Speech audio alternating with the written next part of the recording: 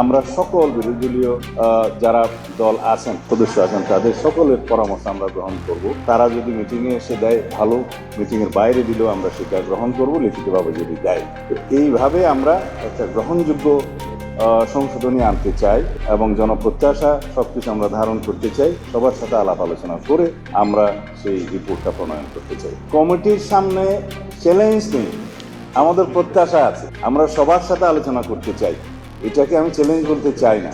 যেহেতু আমরা উদার এবং ওপেন, আমরা সবার কথা শুনবো।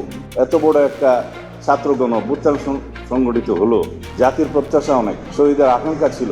সেই প্রত্যাশা এবং আকাঙ্ক্ষা অনুযায়ী আমাদেরকে এই বাংলাদেশ বিনির্মাণ করতে হবে, গণতান্ত্রিক ধারাকে শক্তিশালী করতে হবে এবং এই শক্তিশালী গণতান্ত্রিক ব্যবস্থাকে যদি আমরা ধারণ করতে চাই, সংবিধানই প্রথম আমাদেরকে সবকিছু কন্টেইন করতে হবে, ধারণ করতে হবে। কামনা করি আমরা এবং জাতি আমাদের কাছে সে করতে। আমরা কেবল বসলাম, আমরা যাদের সাথে আলোচনা করার জন্য আজকে ডিসাইড করব, বা পরেও আরও আলোচনার জন্য কোনো শ্রেণী আসতে পারে বা কেউ আগ্রহ প্রকাশ করতে পারে, সকল শ্রেণী পেশার মানুষ, পেশাজীবীরা আলোচনা করতে আগ্রহ প্রকাশ করতে পারে, আমরা তাদের সবার সাথে আলোচনা করবো। সুতরাং সময়টা এখনই নির্ধারণ করে বলতে পারবো না।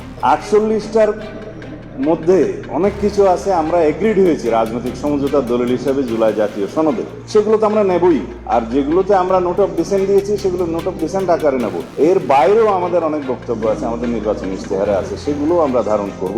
যেগুলো জুলাই জাতীয় সনদে প্রতিফলিত হয়নি, আলোচিত হয়েছিল, হয়তো প্রতিফলিত হয়নি।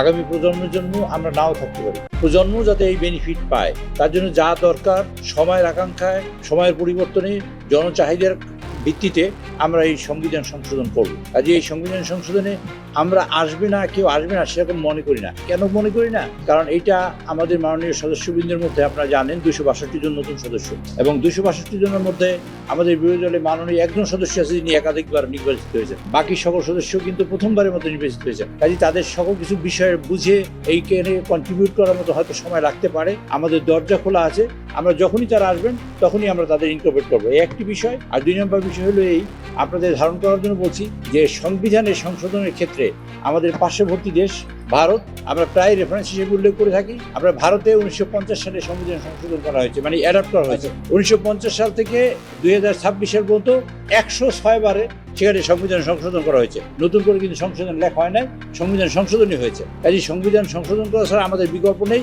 দিন শেষে আমরা সেটাই করব, যাই আমরা সংস্কার করি, সংবিধানের একটা লাইনও যদি একটা অক্ষর কমাও পরিবর্তন করি, সেটাই একটা সংস্কার।